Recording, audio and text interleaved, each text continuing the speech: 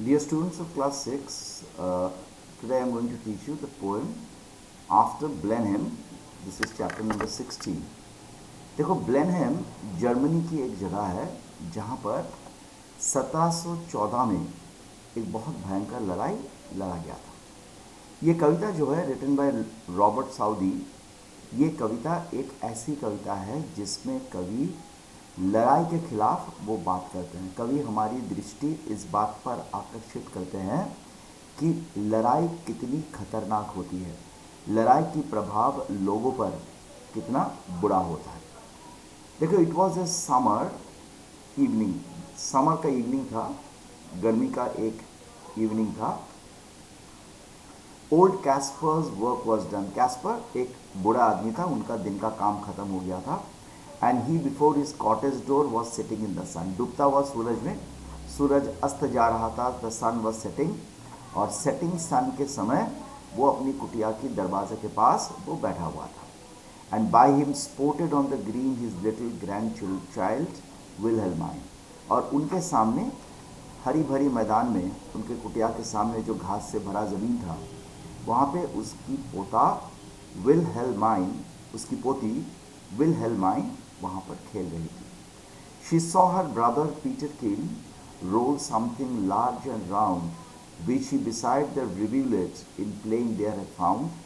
He came to ask what he had found that was so large and smooth and round. तो विल्हेल्माइन ने अचानक देखा कि उसकी भाई पीटरकिन रिव्यूलेट मतलब छोटी सी नदी के किनारे खेलने के वक्त एक कुछ बड़ा सा गोल जैसा कुछ उसको उस रिव्यूलेट नदी के किनारे मिला था। खेलते वक्त वो नदी के किनारे खेलने गया था, तो एक गोल जैसा कुछ, बॉल जैसा कुछ उसको वहाँ पर मिला था, और वो बड़ा स्मूथ और गोल सा चीज़ को पीटरकिन अपने हाथ में लेकर आ रहा था पूछने के लिए कि ये क्या है। ओल्ड कैस्पर इस बच्चे के हाथ से ये चीज़ को लेता है, और ये बच्चा एक्सपेक्टेड मतलब मन में पूरा उत्सुकता लेकर कि आखिर ये क्या है, वो अपनी दादाजी का जवाब के इंतजार में खड़ा रहता है। Then the old man shook his head and with a natural sigh, "'Tis some poor fellow's skull," said he, "who fell in the great victory." तो ये दादाजी अच्छी तरह से उसको देखते हैं और फिर एक लंबी आह भरते हैं, और गम के साथ वो कहता है कि ये किसी बेचारे आदमी का स्कल मतलब उसका सर, ठीक है, स्कल मतलब जानते हो ना, जो हमारी सर चमड़ा वमड़ा हटने के बाद जो कंकाल का सर का होता है, स्कल, तो वो जो यहाँ पर वो बड़ी लड़ाई हुआ था, उस लड़ाई में मारा गया किसी बेचारा फौजी का ये स्कल होगा।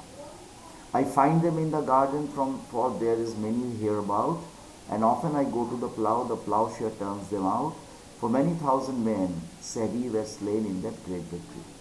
तो कैस्पर कहता है, दादाजी कहता है कि अक्सर जब मैं बगीचे में काम करता हूँ या मेरे खेत पे हल चलाता हूँ, तो माटी के नीचे से, ज़मीन के नीचे से ऐसे कई बदकिस्मत लोगों की स्कल निकल आता है, क्योंकि इस जगह पर जो लड़ाई हुआ था, वो जो बड़ी जीत हमारी देश की फौज को मिला था, उस लड़ाई में हज़ारों लोगों की देहांत हो गया था।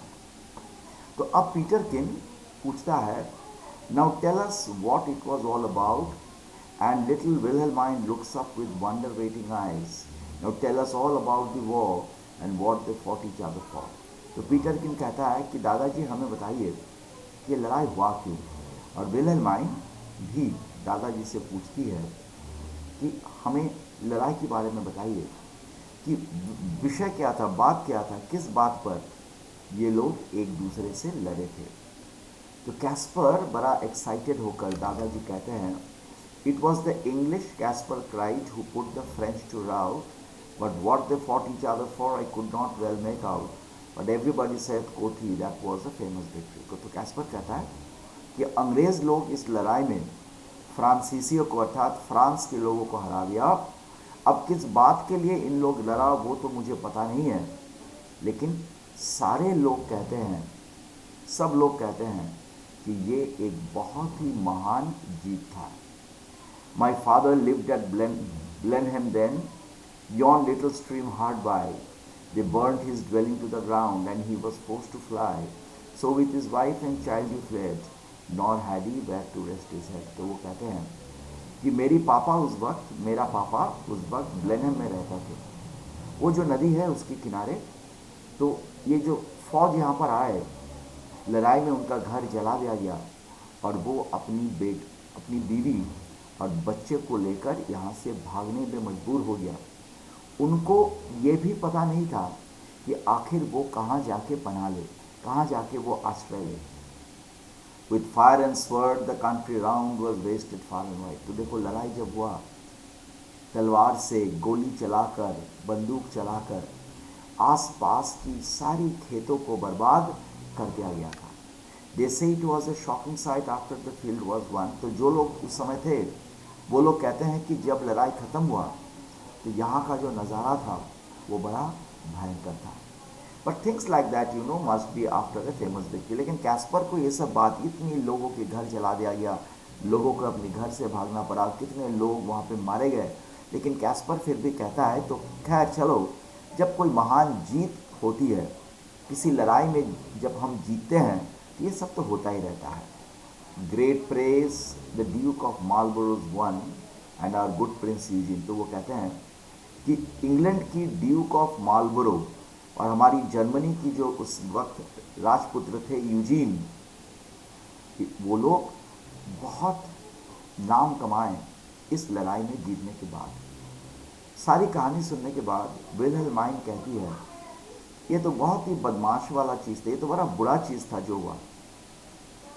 लेकिन कैस्पर कहते हैं नहीं my little girl, it was a famous victory. Caspar कहते हैं नहीं बच्ची, ऐसा नहीं कहते, ये तो एक बहुत बड़ी जीत था, क्योंकि सब ने ड्यूक को प्रेस किया जिन्होंने हिम्मत के साथ लड़ते हुए इस लड़ाई में जीत हासिल की। तब ये बच्चा कहता है कि दादाजी वो सब तो ठीक है, लेकिन इससे अच्छा क्या हुआ, इससे भला क्या हुआ, इंसान को क्या भलाई हुई, सिर्फ तो बर्बादी फैला, सिर्फ मौत फैला, भलाई क्या हुआ इंसान की। दादाजी कहते हैं वो मैं बोल नहीं सकता, लेकिन मैं ये जानता हूँ ये एक बहुत ही बड़ी जीत था।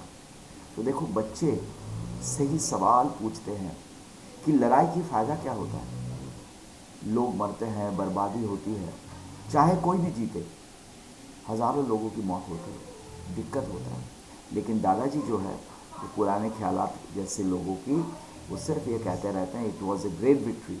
लेकिन बच्चों के सवाल पर वो बता नहीं पाते हैं कि ये विक्ट्री ग्रेट क्यों था। ग्रेट तब होता अगर इससे इंसान को कुछ भलाई होता, लेकिन बच्चे वो सवाल करते हैं कि दादाजी जब इंसान की कोई भलाई नहीं हुआ तो लड़ाई का फ़ायदा क्या हुआ। लेकिन दादाजी सिर्फ रिपीट करते रहते हैं कि it was a great victory. तो ठीक है, so this is the end of this chapter. I will upload the answers along with the video. Okay, thank you so much.